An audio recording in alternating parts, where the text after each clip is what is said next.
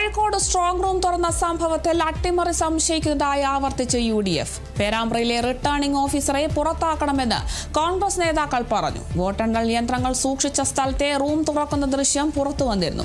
എന്നാൽ തുറന്നത് strong room അല്ല എന്നാണ് വരണാധികാരിയുടെ വിശദീകരണം. വിവരങ്ങളുമായി റിയാസ് KMR ആണ് ചേരുന്നത്. റിയാസ്, ഇപ്പോൾ പുറത്തു വന്ന ദൃശ്യങ്ങളിൽ നിന്നും സ്ട്രോങ് റൂം അല്ല എന്നാണ് വരണാധികാരി വിശദീകരണം നൽകുന്നത്. വിവരങ്ങൾ എങ്ങനെയാണ്?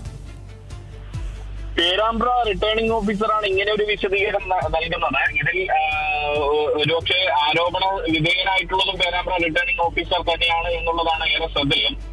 കോഴിക്കോട് JDTയിലെ സ്ട്രോങ് റൂം തുറന്നു എന്ന വെള്ളിമാടുകുന്ന് JDTയിലെ സ്ട്രോങ് റൂം തുറന്നു എന്നതാണ് പരാതി ഉയർന്നിരിക്കുന്നത്.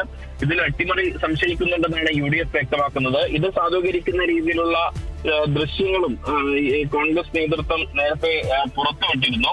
അതിൽ പ്രധാനമായും പറയുന്നത് ഇപ്രകാരമാണ്.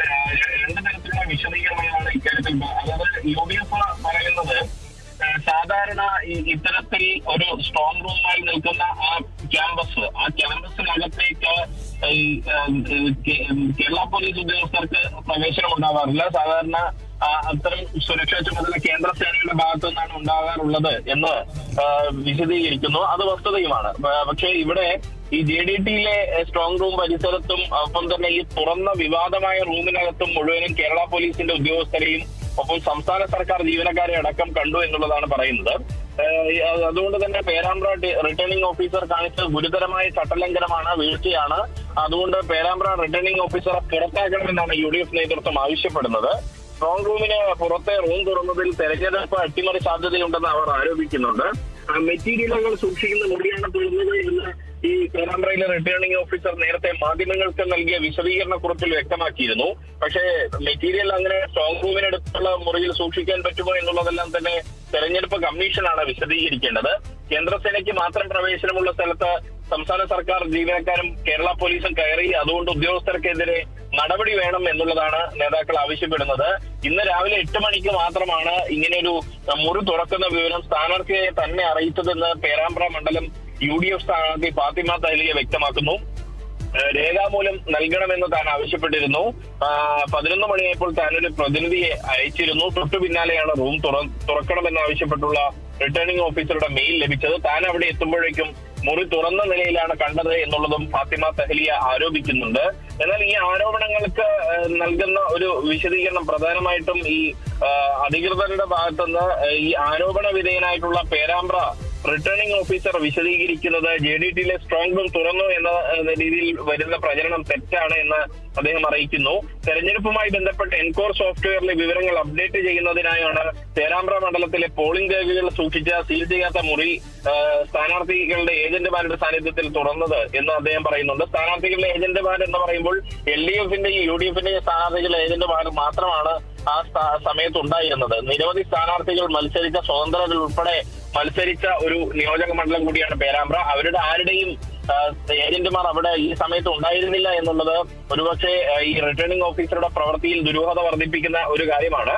ഇലക്ട്രോണിക് വോട്ടിംഗ് മെഷീനുകളോ പോസ്റ്റൽ ബാലറ്റുകളോ സൂക്ഷിച്ച മുറിയല്ല തുറന്നത് എന്ന് റിട്ടേണിംഗ് ഓഫീസർ പറയുന്നുണ്ട്. അത് ശരിയാണ്. പക്ഷേ ഈ തൊട്ടടുത്ത മുറി ഈ രേഖകൾ സൂക്ഷിച്ച് അവിടെ ഇത്തരത്തിൽ ഈ എൻകോർ സോഫ്റ്റ്വെയറിലേക്ക് വിവരങ്ങൾ അപ്ഡേറ്റ് ചെയ്യാൻ വേണ്ടി ആ മുറി ഉപയോഗിക്കുന്നത് രീതി ഇതുവരെ തെരഞ്ഞെടുപ്പ് ചരിത്രത്തിൽ ഉണ്ടായിട്ടില്ല. അത് മാത്രമല്ല, കേരളത്തിൽ ഈ 140 നിയോജക മണ്ഡലങ്ങളിലും തെരഞ്ഞെടുപ്പ് നടന്ന ഇടങ്ങളിലൊന്നും ഇങ്ങനെ എൻകോർ സോഫ്റ്റ്വെയറിലേക്ക് അതാത് മണ്ഡലങ്ങളുടെ റിട്ടേണിംഗ് ഓഫീസർമാർ എൻകോർ സോഫ്റ്റ്വെയറിലേക്ക് വിവരങ്ങൾ അപ്ഡേറ്റ് ചെയ്യുന്നത് ഈ തൊട്ടടുത്ത മുറിയിൽ ഇരുന്നല്ല എന്നുള്ളത് പേരാമ്പ്ര റിട്ടേണിംഗ് ഓഫീസറുടെ വാദം പൊളിക്കുന്ന ഒരു സാഹചര്യമാണ് എന്നത് UDF ആരോപിക്കുന്നുണ്ട്.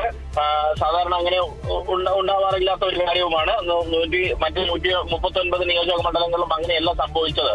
അതിനർത്ഥം ഈ പേരാമ്പ്രയിലെ റിട്ടേണിംഗ് ഓഫീസർക്ക് ചില വീഴ്ചകൾ സംഭവിച്ചു എന്ന സൂചനകളാണ് പുറത്തു വരുന്നത്.